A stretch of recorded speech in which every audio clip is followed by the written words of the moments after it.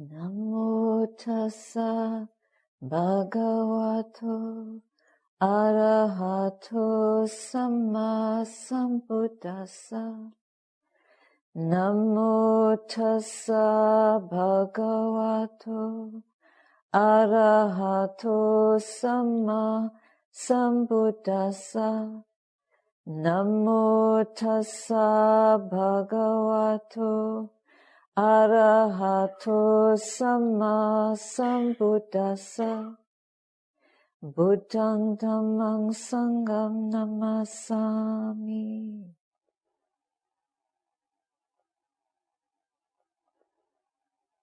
I wanted to invite everyone to dedicate every day to someone.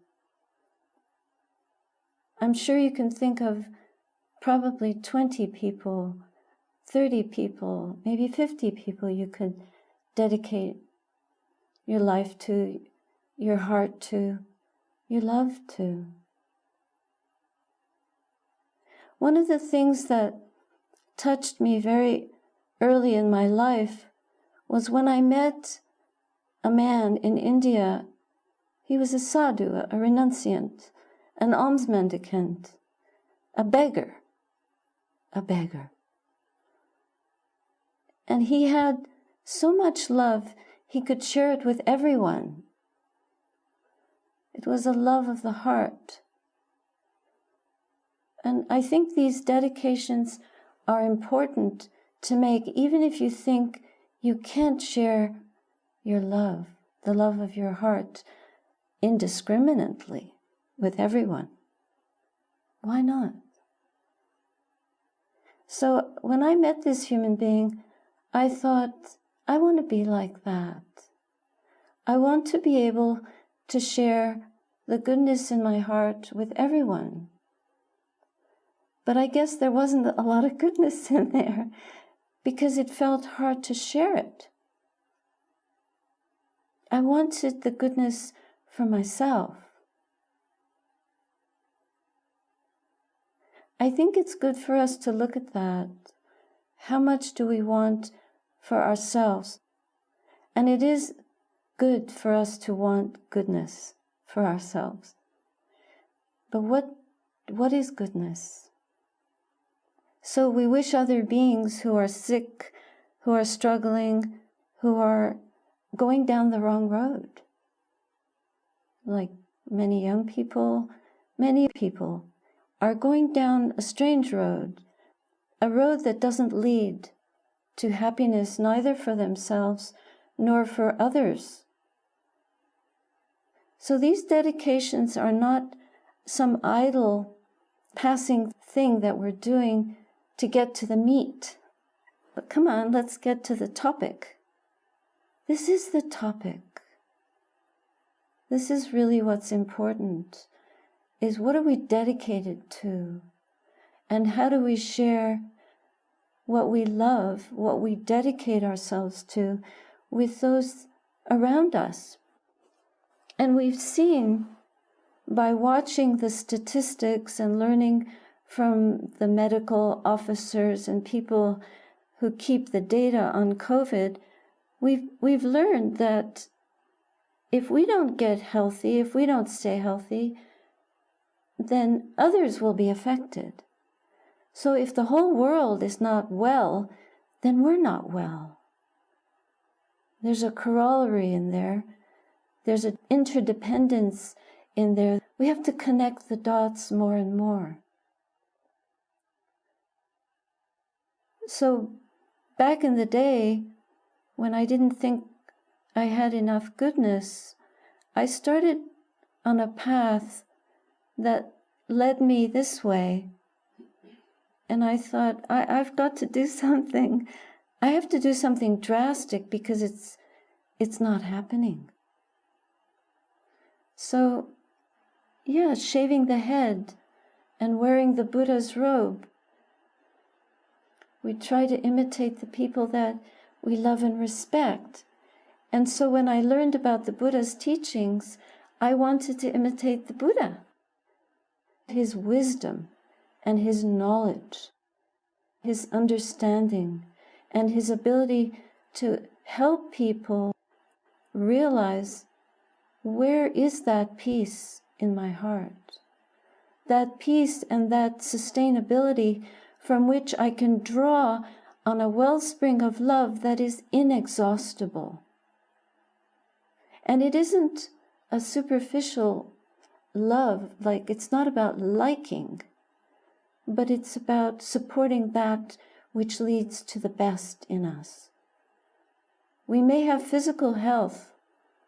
Most of us have learned from life that physical health is not a given, and it's certainly impermanent. And we're always worried about our diet, especially as we get older, and our diet becomes more and more restricted. As nuns, we eat on a very restricted schedule, and now being older also, both of us have a lot of dietary concerns. So there's even less that we can receive when people bring. But we receive with gratitude. And this is what we can do when the diet of the mind is cared for. The diet of the mind.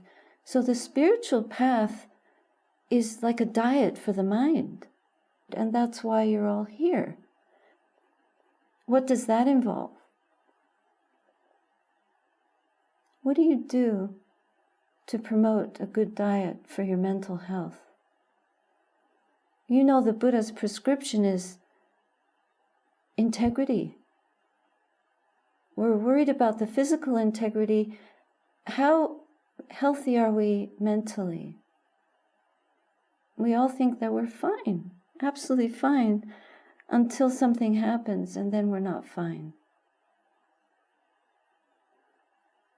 So something is always happening in our lives because we are in touch with a lot of people, and during a pandemic, a lot of people have suffering, terrible suffering. It's not just COVID, it's everything around being a human being, including getting born. By the way, we're in recovery from birth. We're recovering. Being born in this realm, on this planet, is a kind of recovering, figuring out, what am I doing here? What is the meaning of this life? So, recovering is not to cover up our steps, but it's to recover our mental well-being. And it takes a very long time before we recognize that our health of the mind is so important. Yesterday, I received a message from a woman living in Newfoundland, and a few months ago, she and her husband and her son went out on a coastal walk with their dog. And apparently the dog wandered off the path and slipped down towards the ocean. So their son, must be in his 20s, their son immediately ran down to try to help the dog, but he got stuck, and it was so slippery he couldn't get back to the path. His father went after him and tried to save him and could not. And he drowned in the ocean, right in front of their eyes, trying to rescue their puppy dog on a coastal walk one afternoon. Just like that. So the mother is bereft. We would be bereft to lose our loved one, regardless, in any way. And she wants to do a spiritual retreat. This is such a skillful thing to do, because we don't really know our purpose in this life. We never know what we're going to get, even though we want to know, we desperately want to know. But one thing that we can know is that whatever good we have done will be for the good. And whatever things that were not skillful, we may have to repair that. This is the recovery. We're all recovering in one way or another. So we cannot know the karma of this young boy who sacrificed his life and who died trying to rescue another creature, a being, from harm, from death. So he gave up his life for that. Perhaps that was not his intention, but we do not know the reason that he came into this world. Perhaps the reason that he came was to send his mother on a spiritual quest. The Buddha mentioned we're all like rivers flowing down a mountain. Some rivers flow only a small way, like a trickle down the mountain.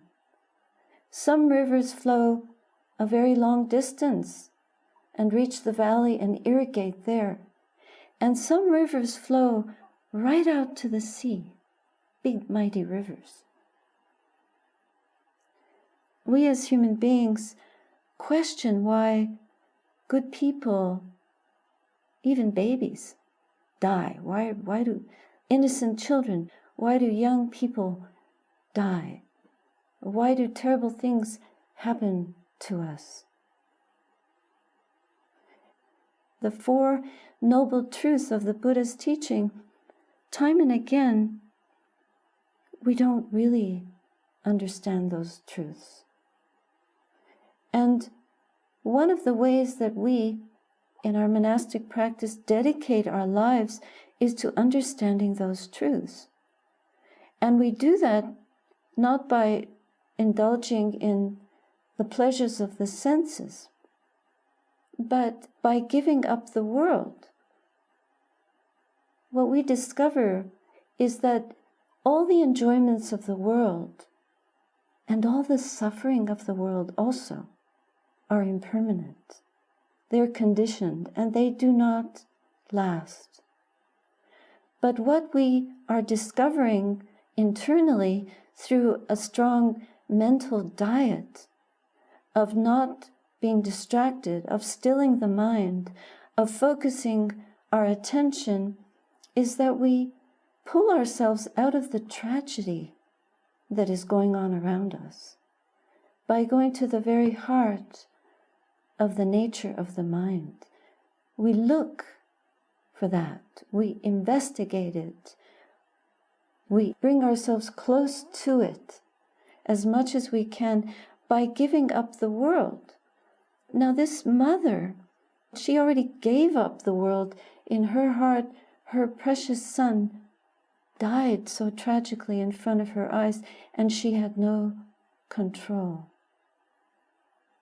All of us are going to die in front of each other's eyes. Maybe not literally, physically, but in one way or another, it's coming.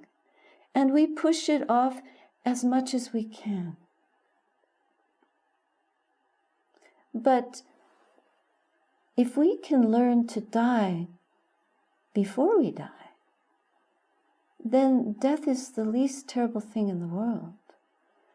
It's just dropping the body, because the true life that we can experience is not the loss of the body, but the loss of ignorance about what we are and what is the purpose of our journey on this earth. The loss of anger and greed, the loss of delusion about the way things are.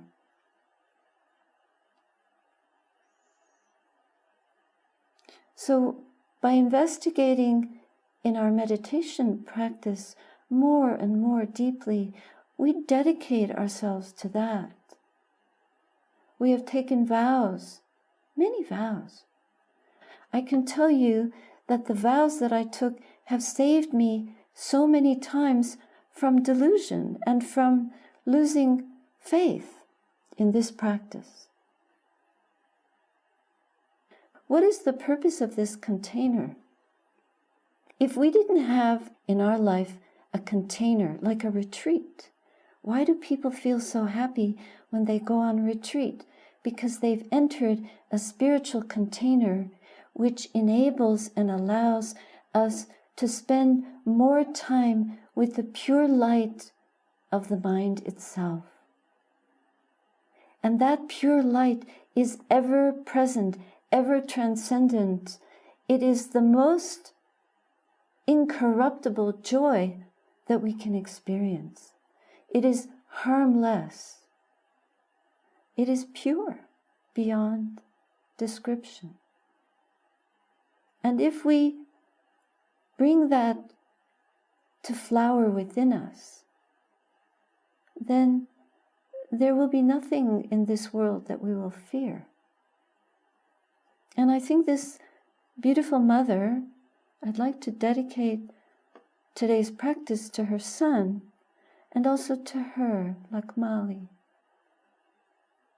I wish her the vision of the Dhamma, the vision, the insight, the knowledge, the understanding of this interior joy and splendor which every human being is capable of knowing, touching, embracing, and being empowered by.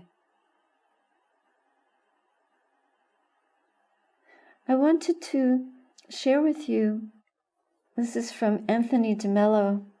He was a great Christian monk and teacher. He talks about a student who goes to the master for advice. And he says to the master, "Is there such a thing as 1 minute wisdom?" And the master says, "There certainly is. But surely 1 minute is too brief." And the master says, "It is 59 seconds too long." Well, the disciple was puzzled by this. Then the master said, "How much time does it take to catch sight of the moon?" He says to the master, "Well then, why are there all these years of spiritual practice?"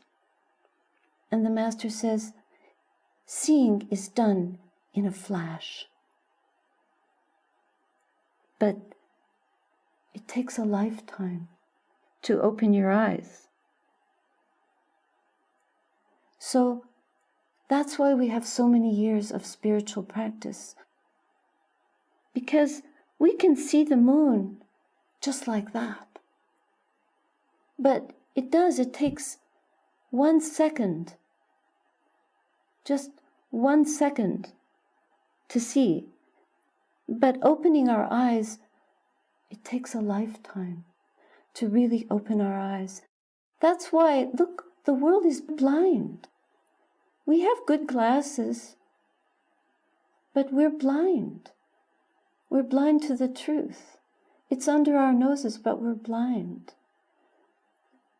We may be able to see, we think we can see, but what we're seeing is not what really is.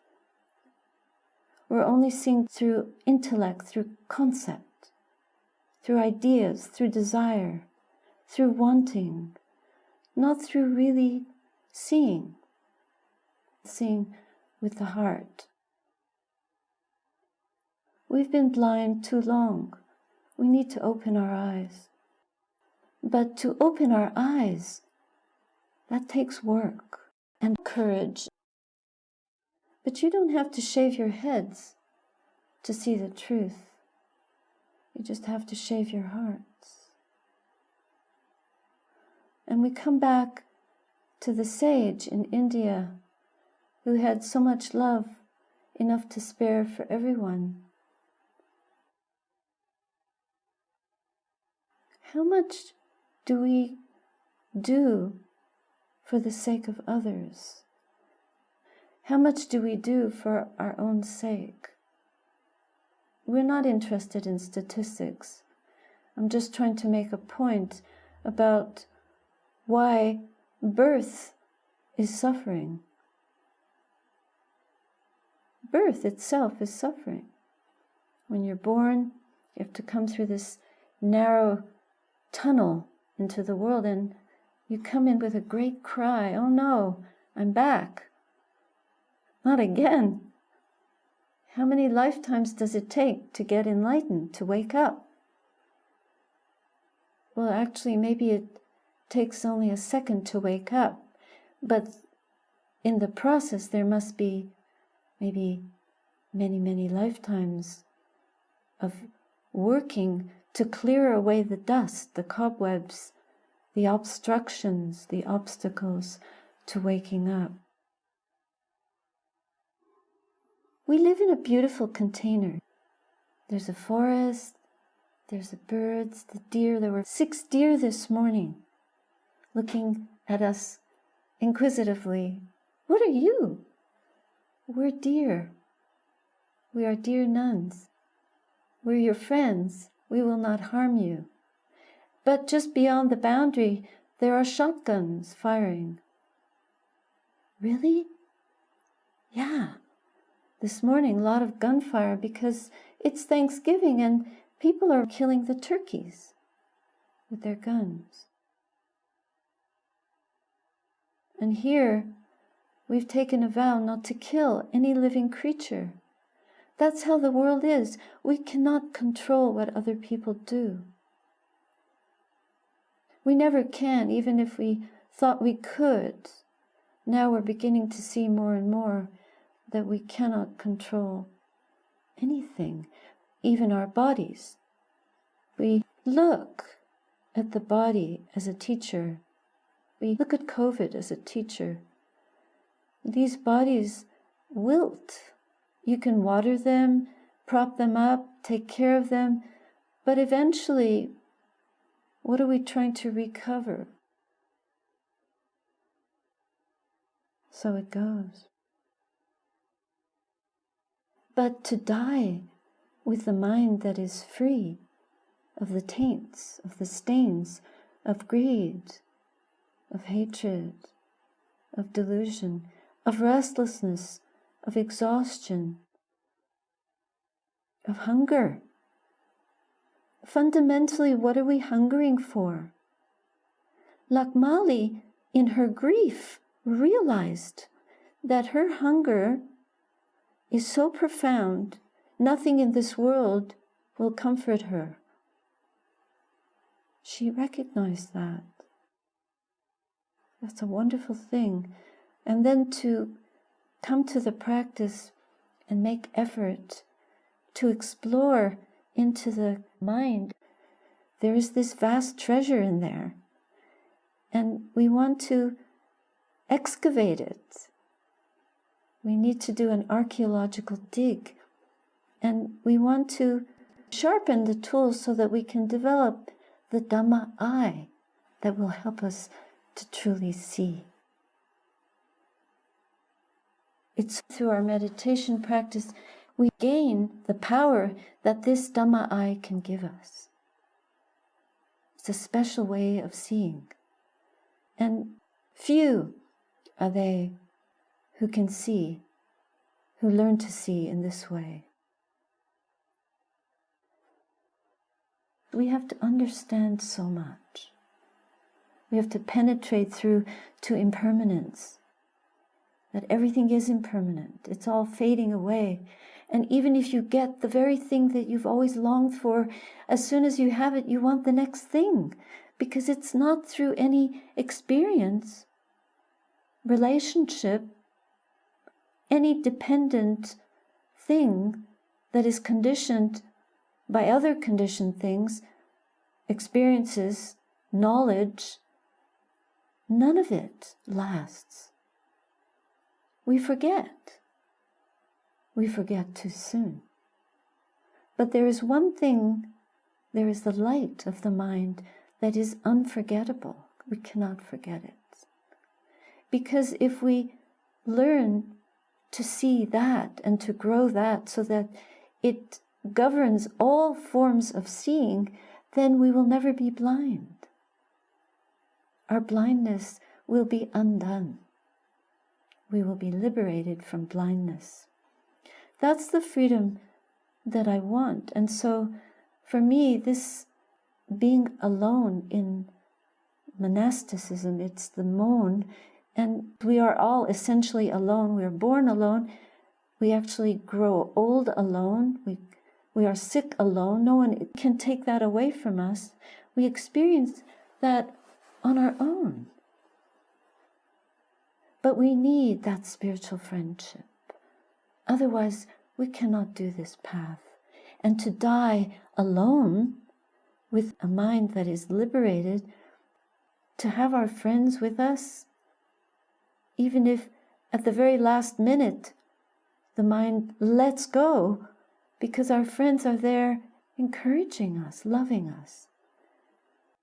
The Buddha said that spiritual friendship is 100% of the path.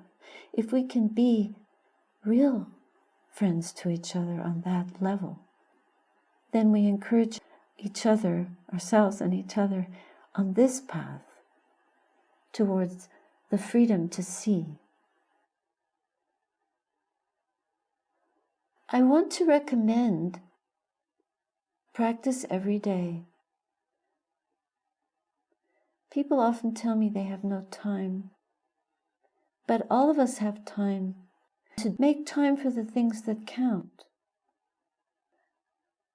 We use our vows to guide our life. So you could make a little promise to yourself, I will take care of my mind for half an hour before I get up and start my day. Ajahn Chah said, when he became a monk, he made a solemn vow, I dedicate my body and mind, my whole life to the practice of the Buddha's teaching in its entirety. I will realize the truth in this lifetime. I will let go of everything and follow the teachings no matter how much suffering and difficulty I have to endure. I will persevere. Otherwise, there will be no end to my doubts. I must make this life as even and continuous as a single day and night. I will abandon attachments to mind and body and follow the Buddha's teachings until I know their truth for myself. So I think for all of us human beings in this realm of so many kinds of pleasures to be had, we don't have enough renunciation. How do I know? Because I've been doing renunciation for a long time, and I see how difficult it is to renounce. The other day, we went for our alms round in the Perth farmers market, and we stood there with our bowls. On the way, we walked past a barber shop, and it said, haircut and beer, $35. So you can get your hair cut and drink a beer in the same go. This is what the world is offering more and more, like shortcuts to getting sense pleasure. Shortcut plus sense pleasure. This is not the way to happiness, but it's in our face all the time.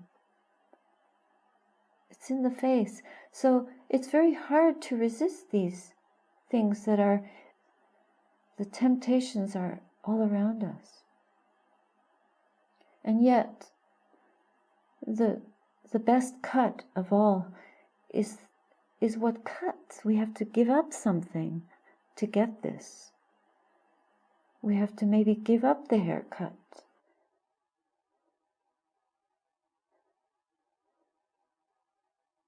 Oh, there's 2 questions. So I like the concept of dedication. So when you dedicate your day to a person, is it like you share the goodness of yourself, you express your gratitude? So I like to know how to do it in a practical way. Thank you for your question. I think this is the most important question of all. Because, first of all, what does the mind do when you dedicate? When you dedicate, the mind stops thinking about itself. We stop thinking about me and mine, and we think about you and other, someone else. Someone that usually we start dedicating to someone we love or someone we're very connected to. But in the end, for what I was doing was trying to learn how to dedicate to everyone. But that comes, and we have to practice that too. But what it does with the mind is it takes the mind out of our own wanting. It takes us away from greed, from wanting something to satisfy our own pleasure. It's a generosity. We want to give. It's like giving a gift of our attention, a gift of our energy. It's a kindness. It's an energetic way of giving kindness into the world. We don't travel on that. It's not like getting in a plane and physically traveling. But as has been pointed out in studies, if you chant for someone and they're sick, even if they don't know that you're chanting for them, your chanting can help them to heal. So this gesture of dedication is fundamental to helping us free our hearts from selfishness. And it has this positive benefit of bringing kindness, a kind energy, a generous energy, a selfless energy, a healing energy into this suffering world. And it may alleviate the suffering of that person, but it may not because of karmic reasons. But it's compassionate. And we need all the compassion we can get. Thank you, Ayya. When you were speaking a while ago of renunciation, I dedicated my practice to 3 of my very, very close relations. And letting go of that and letting go of self was so sad. Letting go of just that, so much sadness in letting go. And could you speak of that? There is so much sadness in letting go, but the thing is that no one belongs to us anyway. We think we're letting go, but that's where we don't see. We're not in control of any of it. No one and nothing. We cannot control each other's lives, deaths, sickness, health, none of it. We own nothing. There is no one. There's no ownership. That's the fundamental truth. We can't even give each other that sight. We have to develop it, each of us, for ourselves. It's a DIY project from start to finish. Actually, you're doing something to create a greater depth of wisdom in yourself, and then you dedicate that to them. That's a gift. That energy we can share. We can share the blessing of our practice, the blessing of our life, the blessing of our freedom. And our freedom is only for the purpose of blessing others. That's what the Buddha did. He dedicated 45 years of his life to wandering around and teaching other people. He was already enlightened. He didn't have to do anything at all. So it's an example to us what we can do with our life. We can do so much. When the mind is free, then these pains, even the pains of the body, are bearable. At least we can die with a peaceful heart. And if we die with the peaceful heart, the body pains are disappearing in that moment, and the mind may light on total awakening in that dying moment. That's why it's really important to focus and direct ourselves well when we can, while we still have the wherewithal to do it.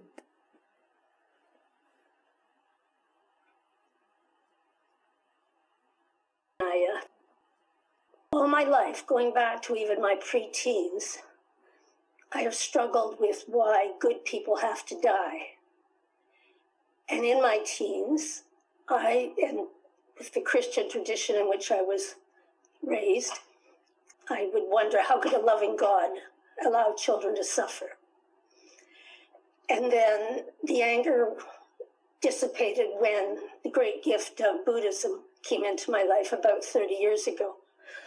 And I lost my anger for why good people die, but I still couldn't grasp the reason. And today, thank you, you've given me another way of looking at it. You said maybe that young man died so his mother could change possibly the trajectory of her life through going into a retreat and wherever it would take her. And so extrapolating, maybe I now will be able to think about why young children die. That they weren't dying just to die. Their dying would be not to punish those who will miss them, but to offer a path through the suffering of those who miss them. So I guess my question is, anything you could say to help me on that path and adding to my learning. Thank you so much. Yesterday, when we were walking in Perth, I noticed that they had on the lampposts these memorials with photographs on every lamp. There were square posters with the pictures of fallen soldiers in different wars that had been fought by Canadian armies, and also peacekeeping missions where they were killed in their mission. And as I passed each one, I looked at their name, I read the name of the family that sponsored the poster, and I tried to bring a silent moment of gratitude in my heart for their life. And so remembering those who pass is a way also of reminding ourselves about courage and about compassion and about the gifts of each life. They're not forgotten. And it's said under each name, lest we forget. And I thought, how beautiful is that? But it's not with sadness, but with a feeling of uplift and life is precious. We have it now.